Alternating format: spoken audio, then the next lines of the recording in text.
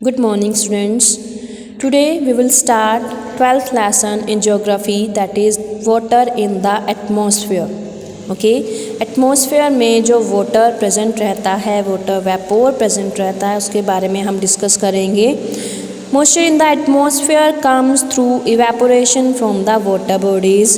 It is present in all the three forms. जो water है atmosphere में वो 3 फॉर्म्स में प्रेजेंट रहता है एटमॉस्फेयर में. फर्स्ट गैसियस, जिसे हम वाटर वेपोर कहते हैं, liquid, water droplets and solid, ice crystals. Okay, these are the 3 forms of water. First one gaseous, second liquid and third solid. Although it is found in very small proportion, ये जो है काफ़ी थोड़े proportion में मिलता है, जैसे कि 0 to 4% आपको दिया हुआ है. It is a most important constituent of the atmosphere in determining the weather and climate. ये काफ़ी इंपॉर्टेंट माना जाता है. अगर हम जानना चाहें वेदर और क्लाइमेट के बारे में, डिटरमाइन उसको करते हैं, तो उसके लिए वो काफ़ी इम्पोर्टेंट माना जाता है. Its significance lies in the following facts. There are 4 points जो हम रीड करेंगे, जिसके थ्रू जो है हमें सिग्निफिकेंस, इंपॉर्टेंस बताई गई है. Water vapour present in the air causes पर्सिपिटेशन. Water vapour जो एयर में प्रेजेंट रहता है वो किस चीज़ का कारण बनता है? पर्सिपिटेशन का. इस लेसन में पहले भी हम काफ़ी अच्छे से रीड कर चुके हैं. मैंने आपको पहले भी पर्सिपिटेशन के बारे में बताया था, फिर से क्लियर करूँगी. जैसे कि ये पर्सिपिटेशन है, इसमें आपको इसका जो मेन मीनिंग बताया गया है, इट मीन्स कंडेंसेंट और frozen water vapour. Frozen water vapour जो होता है, that falls on the ground. जो कहाँ पर गिरता है? ग्राउंड पर गिरता है. इसमें किस किस को शामिल किया जाता है? It not only includes rain और स्नो. रेन और स्नो को अकेले शामिल नहीं किया जाता, but also other hydrometeors like hail, sleet और फॉग. इनमें जो है हेल, स्लीट और फॉग को भी शामिल किया जाता है. Okay, frozen water vapour that falls on the ground.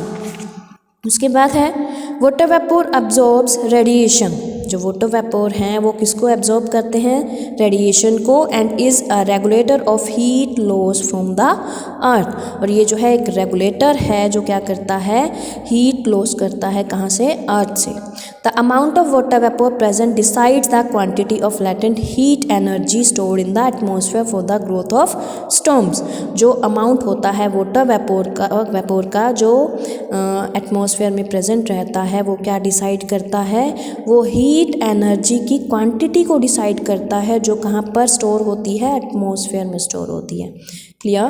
4th point, water molecules have high surface tension. By virtue of this quality, they can attract the adjoining water molecules and are able to form. जो water molecules होते हैं वो क्या बनाने में able रहते हैं? Able होते हैं droplets, due, fog and mist. Okay, droplets means जो पानी की बूंदें होती हैं, फॉग वगैरह जो ये धुंध वगैरह होती है, मिस्ट वगैरह जो हम बोलते हैं. उसके बाद हम क्लियर करेंगे source and distribution of water vapour. उसका जो डिस्ट्रीब्यूशन कैसे किया गया उसके बारे में हम रीड करेंगे. As mentioned earlier, water exist in all the 3 states. 3 states में जो वाटर है वो एग्जिस्ट करता है, gas, liquid and solid. And these 3 states keep on interchanging. ये जो 3 स्टेट्स हैं वो चेंज होती रहती हैं. Ice on melting becomes liquid और sometimes even to water vapour through the process of sublimation. मतलब ये जो 3 स्टेट्स हैं वो एक दूसरे में चेंज होती रहती हैं, बदलती रहती हैं. Most of the evaporation takes place from the oceans, rivers, lakes, ice fields and glaciers which together comprise near by 75% of the earth surface. मतलब जो इवेपोरेशन है वो ज़्यादातर कहाँ होता है? Oceans, rivers, lakes, ice fields and glaciers, जो एक साथ मिलकर अर्थ सरफेस का कितना परसेंटेज बनाती हैं? 75%. Okay, the surface of the ocean is the greatest source of atmospheric moisture.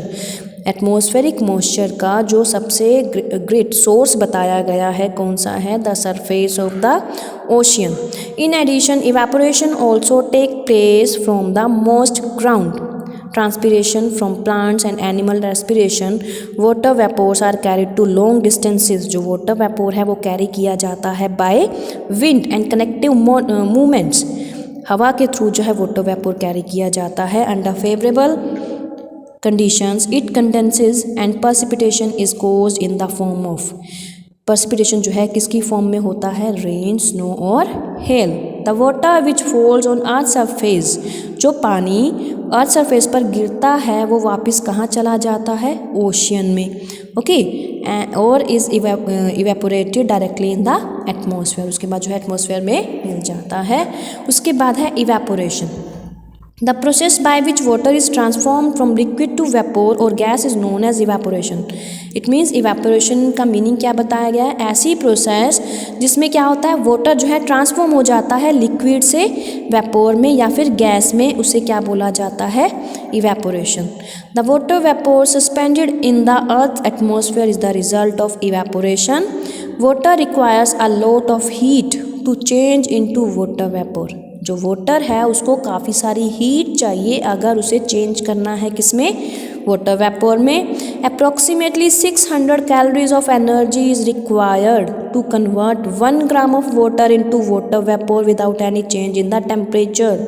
It means हमें कितनी एनर्जी चाहिए, 600 कैलोरीज ऑफ एनर्जी जो है रिक्वायर्ड होती है किसके लिए, 1 ग्राम ऑफ वाटर।